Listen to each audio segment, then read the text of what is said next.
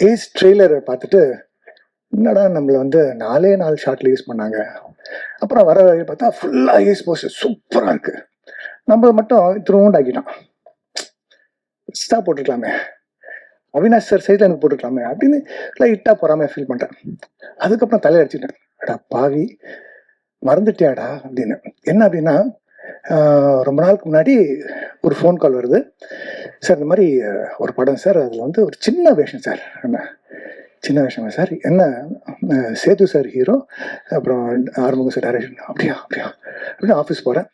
போனால் 2 scene sir, நீங்கள் வந்து அப்படி எட்டி பார்க்குற மாதிரி அப்படின்னாங்க. பண்ணுறேன் சார், நான் வந்து தெலுங்குல நிறைய படம் பண்ணிட்டு இருக்கேன், ஹிந்தியில் ஒரு படம் பண்ணுறேன் சார், ஆனால் தமிழில் ஒன்றுமே இல்லை சார் அப்படின்னா நான் பண்ணுறேன் சார்.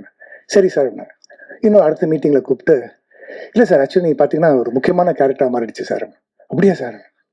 அப்படியே மாறி மாறி மாறி நீங்கள் பார்த்தீங்கன்னா இந்த படத்தில் வந்து நான் வந்து ஒரு முக்கியமான கதாபாத்திரம், ரொமான்டிக் ஹீரோ, என்னென்னமோ சொல்கிறாங்க, எல்லாமே உண்மைதான்.